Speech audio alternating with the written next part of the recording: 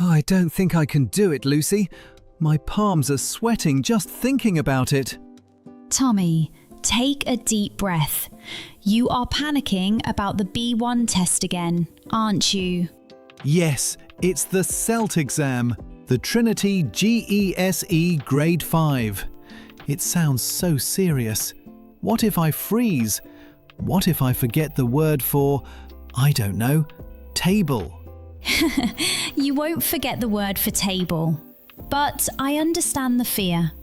That is exactly why we have a special guest today. Yes, my friend Ken is here. He actually took the test last week and he passed with BB. Hey guys, good to be here. And Tommy, seriously, relax. It wasn't that bad. Welcome, Ken. That is what everyone wants to hear. It wasn't that bad. Can you tell us, what is the most important thing you learned? Honestly, the biggest secret is, it's just a conversation. The examiner isn't trying to trick you. They just want to see if you can communicate. Just communicate? But what about grammar? If I make a mistake, do I fail immediately? No way. I made a few mistakes, but I kept talking. I corrected myself. They want to see if you can keep the conversation going appropriately. Exactly. The examiners check 4 main things. 1. Do you understand the question? 2. Can you explain or clarify if asked? 3. Do you give reasons for your opinions? And 4, this is the big one, do you ask the examiner questions? Wait, I have to ask them questions? Yes, at least one question in the topic phase and one in the conversation phase. If you don't, you might lose points. Okay, let's break down the first part of the test, the topic discussion. This is the part where I have to fill out a form, right? Correct. You choose a topic before the exam. You can pick anything: football, your job, your home country, traveling. I chose cooking because I love food. That is a great strategy. Pick something you have a lot of vocabulary for. You prepare 5 points for discussion. Okay, so if I choose my dog as my topic, what kind of grammar do I need to include? This is crucial, listeners. For Grade 5 B1, the examiner is listening for specific grammar structures. You need to show past experiences and future plans. Exactly. So for my cooking topic, the examiner asked, "Have you always liked cooking?" And you said yes? No, never just say yes. That stops the conversation. I use the present perfect. I said, "I have cooked since I was a teenager." Then I switched to past simple for a story. Last year, I made a cake for my sister's wedding. Perfect. Listeners, did you hear that mix? I have cooked, present perfect for duration. Last year I made, past simple for a specific time. Okay, let me try with my dog topic. I have had my dog for 2 years. Last week, we went to the park. Yes, that covers the past requirement perfectly. What about the future? Do I just say, I will walk my dog? That is okay, but going to is often better for plans you have already made. Right. The examiner asked me, "What are you going to cook next?" I said, "I am going to try a new pasta recipe this weekend." And then I added a probability. I will probably invite my friends to eat it. Excellent. Going to for the plan.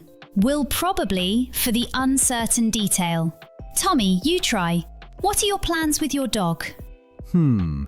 I am going to take him to the beach next summer.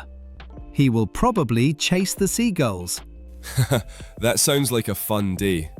Also, don't forget preferences. They love it when you say what you prefer. Like, I like dogs? Try to be more advanced. Use I prefer because or I'd rather. I prefer dogs to cats because dogs are more friendly. Ah, the because rule. Yes, always give a reason. If you say, I like London, then you can add, because there is so much to do, or so I never get bored.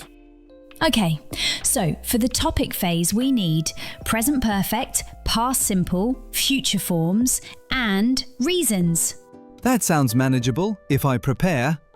But Ken, what about the second half, the conversation phase? I can't prepare for that. They can ask me anything. Don't worry, there are only 6 subject areas they can choose from for grade 5. They won't ask you about nuclear physics. We talked about the topic phase. Now we need to talk about the scary part, the conversation phase, where they can ask me anything. Not anything, Tommy. For grade 5, there are only 6 subject areas they can choose from. That is right. Listeners, memorize this list. The examiner will choose 2 of these to talk about. 1. Festivals. 2. Means of transport. 3. Special occasions. 4. Entertainment. 5. Music. 6. Recent personal experiences. Okay, only 6. That is better. I thought they would ask about the economy or something. No, nothing like that. It's an everyday chat. But there is one golden rule for this section. If you forget this, you might fail. What? What is it? You must ask the examiner at least 1 question. I have to interview them? Just simple questions, like, do you like music? Or, how did you travel here today? It shows you can have a 2-way conversation. Let's practice. I will be the examiner. Ken, you show us how to do it perfectly. We will talk about festivals. I'm ready. So, tell me about a festival you enjoy in your country. Well, I really love Christmas. It is a very special time because all my family comes together. The atmosphere is always packed with joy. Ooh, nice vocabulary. Packed. And what did you do last Christmas? We had a big dinner. My mother cooked a turkey. I've eaten turkey many times, but hers is the best. Do you celebrate Christmas, or do you prefer other festivals? Stop! Did you hear that, Tommy? He asked you a question. Do you celebrate Christmas? Exactly. It felt natural, right? I answered her question, gave a reason, and then threw the ball back to her. And he used a quantifier. He said many times. Listeners, examiners love words like a lot of, many, a few, plenty of. Okay, Tommy, your turn. The topic is means of transport. Remember, use a contraction, use a quantifier, and ask a question. Okay, contraction, quantifier, question. Let's go. How do you usually travel to work or school? I usually take the bus. It's very cheap. I used its. That is a contraction. Good. Now expand. Give a reason or a detail. Yes, it's cheap, but sometimes there are too many people. It is packed like sardines. Do you take the bus? Fantastic! You passed! I did it! I asked, do you take the bus? Just one small tip. Try to make the question a little more open sometimes. Instead of, do you take the bus? You could ask, which transport do you prefer? Or, have you ever ridden a motorcycle? Yes, which do you prefer is a great question for the exam. It works for everything. Which food do you prefer? Which music do you prefer? That is my new magic weapon. Which do you prefer? Let's look at one more tricky subject. Recent personal experiences. This sounds vague, but it usually means, what did you do last weekend? Or, Have you been anywhere interesting recently? This is where you use the past simple and present perfect again. Tommy, tell me about a recent experience. Well, I've started learning to cook. Last week, I made a soup. It was terrible. Good honesty and great grammar. I have started, present perfect. I made, past simple. And don't forget the attitude. If the examiner says something, react. If they say, "Oh, I love soup too," don't just sit there. I should say, really? What is your favourite soup? Yes, keep the conversation alive. That is what communication skills means. Okay, friends, before we finish, we are going to do a rapid fire review. Tommy, I am holding the examiner's checklist. I will ask you the 4 big questions they are thinking about. You tell me if you are ready. I am ready. Test me. Question 1. Does the candidate understand and respond appropriately? Yes. If I don't understand, I will ask you to repeat it. Question 2. Can the candidate clarify or explain when asked? Yes. I will use different words if I get stuck. Question 3. Does the candidate give reasons for their opinions? Yes. Always use because, so, and the reason is. Question 4. Does the candidate ask at least one question about the topic? Absolutely. Which do you prefer? Or do you like? Great! Now for the grammar and vocabulary check. Tommy, what do you say for past experiences? I have been, and last year I went. Talking about the future? I am going to, and I will probably. Expressing preferences? I prefer X because, or I'd rather stay home. Duration?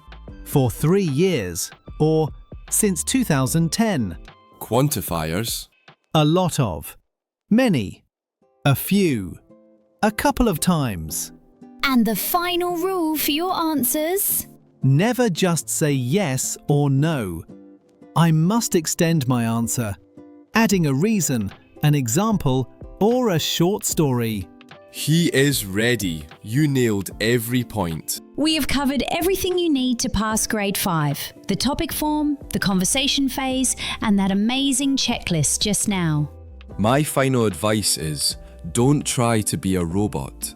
If you don't understand a question, just say, "Could you repeat that please?" That is allowed. In fact, it shows good communication.